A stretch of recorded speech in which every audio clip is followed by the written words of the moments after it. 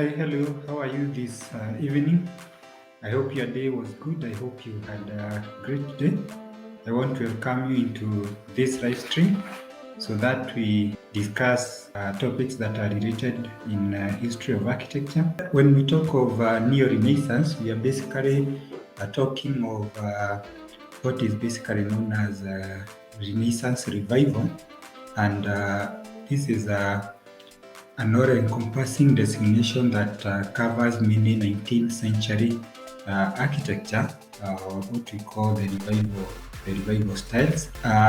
Yesterday we did look at Renaissance architecture, and actually what we are seeing today is now like a regeneration of architectural languages that were there within, especially the 15th to 17th century, as we will see as we go on.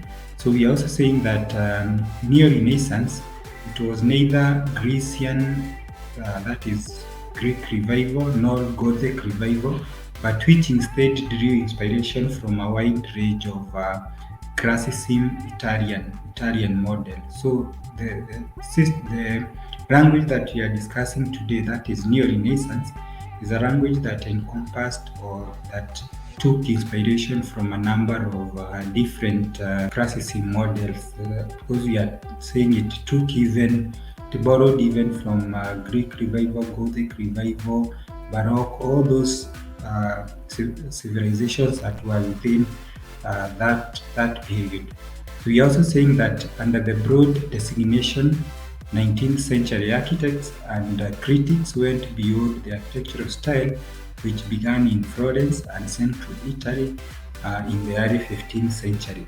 And this could be the precursor for various characteristics of Neo-Renaissance, because we are saying that the architects of this particular time went beyond the architectural styles that were there in the early 15th century. They also included styles we would identify as Marianist or Baroque. We did look at Baroque and the various features and characteristics of Baroque, but we are saying they went beyond by ensuring that Neo-Renaissance actually took major characteristics from various architectural languages, and that's how Neo-Renaissance was conceived. We are also saying that Neo-Renaissance might be applied by contemporaries to structures that others called Italianate, or when many French Baroque features are present. So we'll see that especially the styles that did well in Italy and French Baroque, we find that Neo-Renaissance borrowed heavily from those civilizations. We're also saying that Neo-Renaissance frequently borrowed architectural elements from a succeeding Marianist period, and as a consequence, a self-consciously Neo-Renaissance manner first began to appear in 1840, and again by 1890, this movement was already in the decline. So just as we saw with the other civilizations, is that they would span for a specific period of time, and then they will decline, and then another civilization would come again, span for a different number of years, depending on the protagonist of that style of architecture. And that's how we ended up having so many ancient languages within the architectural field. Then we are also saying that the Hague Peace Paris, completed in 1913 in heavy French Neo-Renaissance manner, was one of the last notable buildings in this style. Of course, we are saying that the system started declining from 1890, but again by 1913 it was still in place, and we see a model house which we are calling the Hague Peace Paris, completed in 1913, as a good example of Neo-Renaissance, or the features that define Neo-Renaissance in a perfect way. We are also saying that Charles Barry introduced the Neo-Renaissance to England with his design of the Traveller's Club, that is Pall Mall, 1829 to 1832. So that's another building that again defines features and characteristics of Neo-Renaissance. Again, we're also saying that other rare but typical domestic examples of Neo-Renaissance include Montenero Tower and the Chateau de Ferraris, both designed in 1850 by Joseph Paxton for members of the Rothschild banking family. So these are just examples of the various buildings that were done and will define Neo-Renaissance. Again, we are also noting that by 1851, Neo-Renaissance had become the obligatory style for university and public buildings, for banks and financial institutions, and for urban villas in Germany. And maybe this actually might look like a departure from what we saw even with the Renaissance, which really dwelt much on the sacred architecture or the church architecture, and many buildings that were conceived at that time were from the church architecture. But with Neo-Renaissance, we are seeing it giving a lot of emphasis on secular building or the public buildings, because we are talking of the banks, financial institutions, public universities, and the rest. Again, we are also saying that French Renaissance architecture was a combination of the earlier Gothic style coupled with a strong Italian influence represented by arches, arcades, balustrading, and in general a more flowing line of design than had been apparent in the earlier Gothic.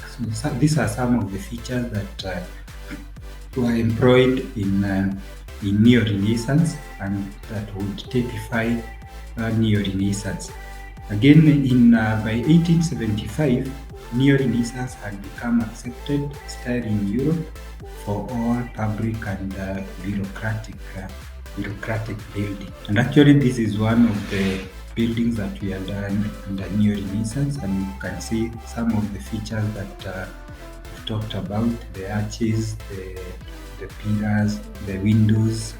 And this is how some of the buildings under Neo-Renaissance were conceived. Actually, sometimes you may not also see a lot of differences from the past civilization, because the styles actually borrowed heavily from the previous architectural languages. So again, we can look at various notable features for Neo-Renaissance, and one of them that was very evident and that demonstrates Neo-Renaissance is what we call the staircase. And you are saying that this is one of the most widely copied features of Renaissance architecture. We're talking of the staircase, and we are saying that this was especially from the chartex of Boris Chambord. These are the people who are quite or the protagonists of Neo-Renaissance. We are also saying that Blois had the favorite residence of French kings, and throughout the Renaissance. So most of the residents of the French kings were done in Blois. And then we are saying that the Chartex de Blois Triumphal staircase was imitated almost from the moment of its completion, and was certainly the precursor of the double staircase. It became a common feature for the staircase to be not just a feature for the internal architecture, but also the external. So we are saying that staircase is one of the characteristics or notable features for Neo-Renaissance. It became a common feature not only for the interior architecture, but also for the exterior architecture. and we have some of the illustration to show the way staircase was employed in Neo-Renaissance. This is an interior way that the staircase was utilized in Neo-Renaissance. So we also have other interior and exterior expressions to show us how the staircase was utilized, or the staircase was employed within Neo-Renaissance. Then the other common feature is grass. We are saying that in the 19th century, new and innovative use of grass was able to give protection from the weather, giving the staircase the appearance of being in the true Renaissance open style, when it was a truly internal feature. So we are just noting how grass was used to bring out the appearance of the staircase. And we're also saying that further and more adventure use of grass also enabled the open and arcaded Renaissance courtyard to be reproduced as lofty halls with glazed roofs.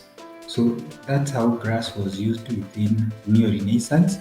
We are saying that it enabled the open and arcaded Renaissance courtyard to be reproduced as lofty halls with glazed roofs. And I think we've seen that with this design, because you can see this is actually an exterior bit, a courtyard within a design in Neo-Renaissance. But this grass, the way grass has employed to cover the loft and to cover the courtyard, is one of the ways that grass was employed in Neo-Renaissance, which is a feature that maybe we didn't see it quite heavily in the previous civilizations that we've discussed. And that will bring us to the end of Neo-Renaissance.